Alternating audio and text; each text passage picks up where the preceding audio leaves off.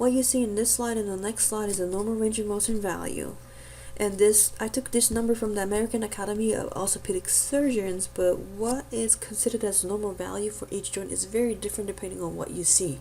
So I actually want you to physically compare these values with the numbers that you have in your textbook, because those are a little bit different. Okay, and I intentionally picked something a little bit different because I really want you to know that there's really no one correct value for each joint motion. Depending on what you see, you're gonna see a little bit different variation, and that's okay. But what I want you to perhaps know is the relationship, for example, between ulnar deviation and radial deviation at the wrist. You can perform that yourself right now. It's probably going to be easier for you to perform ulnar deviation than radial. So when you compare those values, ulnar is supposed to be bigger than radial. Okay, supination and pronation, you have about same balance, 90-90. And other values that you see here, let's go to the lower body. You have ankle, knee, hip. Interesting one, dorsiflexion and plantar flexion, depending on, again, what you see. I've seen dorsiflexion normal value being 15, as low as 15 to as high as 30. So there might be some big range over there. Plantar flexion, I've seen anything from 50 to 45 maybe. Inversion and eversion, when you compare, you have a lot more inversion than eversion, and that is normal. Inversion value, this one says 35. I've seen something that says 45 before. Eversion is typically a lot less. I've seen some that said 5 or 10, and this one says 15. Okay, so depending on the joint that we're looking at, we do see different values. You don't have to memorize these numbers by heart per se, but I do want you to know kind of general relationship between this way and that way. So when it comes to range of motion, the more is not quite better. Okay, it's very important that the value that you measured is going to fall into this range, or this kind of a number, close to this top number. But the more is not always better. So when your patient already have a normal range of motion, you don't really have to try to like stretch it out even more to gain more. Okay, depending on a joint, remember the kinetic chain concept? We do have this sequential kinetic chain throughout the body, and that's alternating between, say, your foot is very stable joint, your ankle is mobile, your knee is stable, your hip is mobile, and it's kind of alternating back and forth.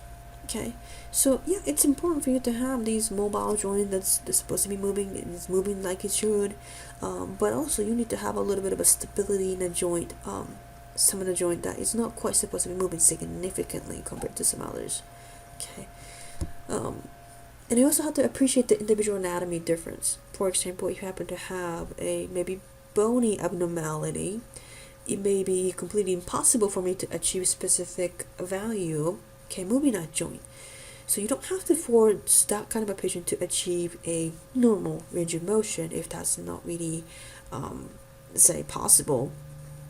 Based on this patient's anatomy, unique anatomy, you have to find a way to appreciate individual differences. As long as you measure bilaterally and findings are very similar, maybe you can call that as normal. If you start to see a big difference between right and left, that's maybe something that you should look into a little bit more. When you performing or measuring the range of motion, some of the things you're going to have in order for you to have normal range of motion is joint range of motion versus muscle range of motion. You're going to have both. When I say joint range of motion, that's defined as a quality of motion available at a joint.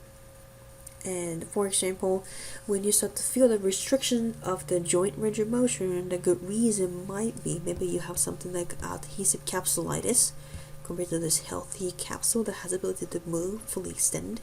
You start to gradually lose that ability. So when you are to abduct your shoulder, internally, externally rotate, it starts to limit some range of motion.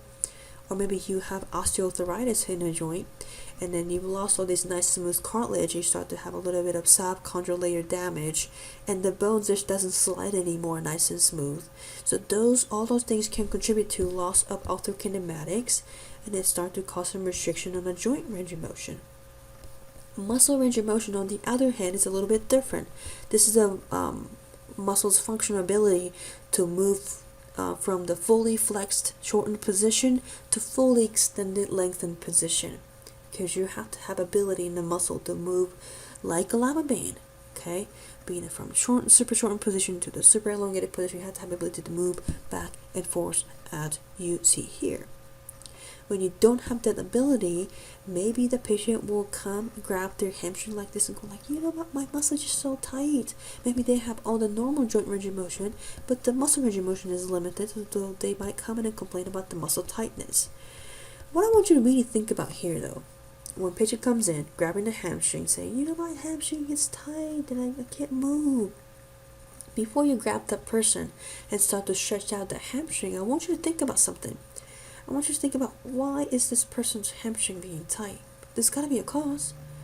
Do you think those muscle fibers are actually going through the phase of contracture and becoming short? Or maybe the person is experiencing the tension over the muscle fibers because of the neurodrive? Increased neurodrive, to be a little bit more specific. Maybe the nerves in the brain is telling the muscle to contract when they don't really have to contract, and it's creating a lot of tension over the muscle fibers, and patient is coming in now complaining about the pain. So the spasm is a good example. Okay, if that's the case, probably stretching is not going to be a good solution, because when you try to put more tension over that muscle fibers, guess what? The spasm could get worse. Maybe they try to even fight harder against that stretching and try to contract even more, making the condition worse. The next condition to think about for you is the position of the body, position of the muscle.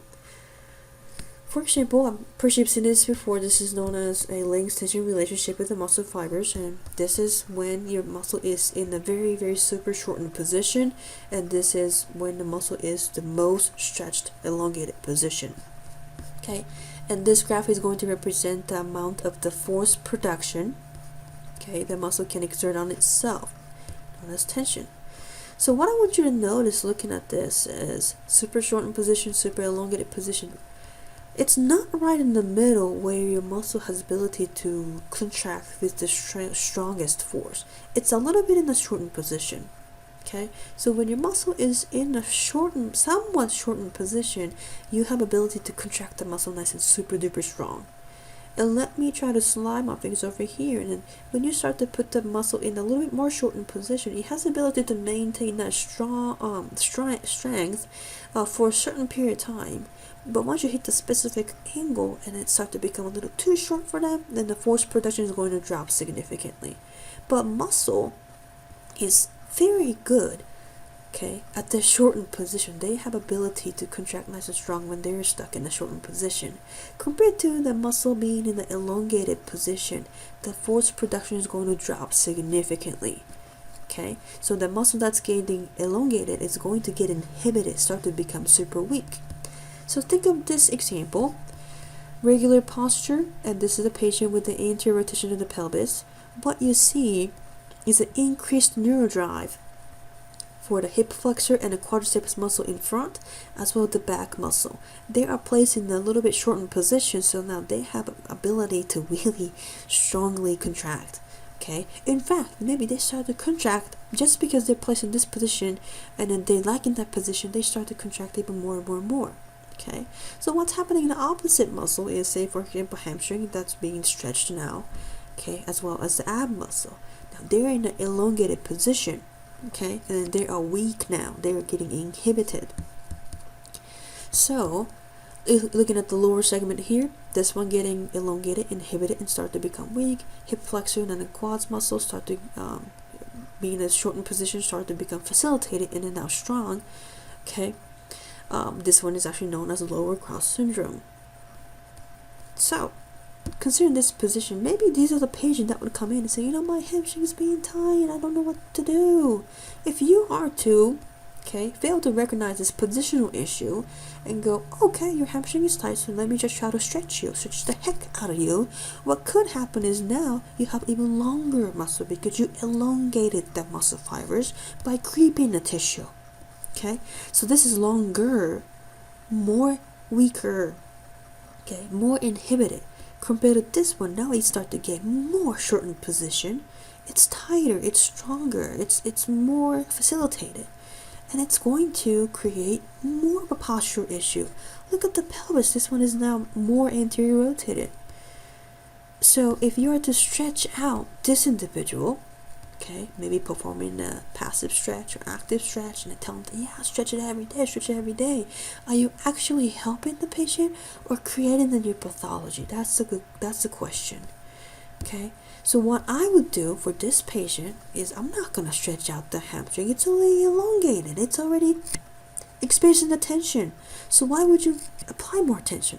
I'm going to take a little bit more narrow approach, maybe, to inhibit that muscle that's being super strong and it's hard to pull in the bone. Maybe I try to inhibit this muscle and then try to activate the hamstring muscle a little bit more to restore normal range of motion.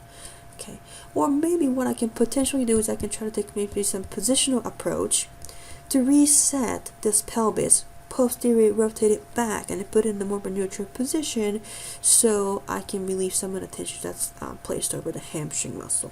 I would personally try to take that kind of approach more than try to just stretch it out, the tissue that's already being tight, that's already being elongated. Some other factors that can limit the range of motion, maybe the capsular tightness because of the adhesion or contracture of the capsule. Extrinsic soft tissue tightness, I'm talking about something that's outside of the joint, so maybe skin, fascia, tendon, ligament. Maybe those tissues are experiencing adhesion and or contracture. This is a good example of the finger tendon contracture. You can see the tension placed over the tendon, and then there's nodule there, and the finger is being pulled into the flex position. Now, those people would need some direct approach, maybe stretch and static stretch. You have to hold that tension for a long period of time to actually create the creeping response, or you need to do a little bit of manual technique to break down some of the scar tissue adhesion in there. They can get a lot of benefit from stretch if this is the case. Increased muscle tone, we talked about that already. Spasm tonicity to maybe even scar tissue formation because they experience the tear in the muscle, contracture. Again, if these two are the case, maybe you can stretch it out. You can try to do Graston, something like that.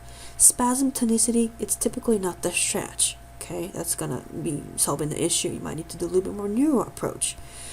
Intrinsic joint blockage, maybe they have meniscal tear, loose body. The actual tear is stuck and then getting in the way of the motion. Extrinsic blockage, maybe they have a big muscle that gets in the way, or maybe they have a big belly. Whenever they try to flex the hip, that belly is going to get in the way. That might be an issue. Lastly, if you had to take a look at this example, this picture here, you see this nice ball-looking ankle on the left. So what I say is edema, and this could limit the range of motion for sure, as well as maybe pain.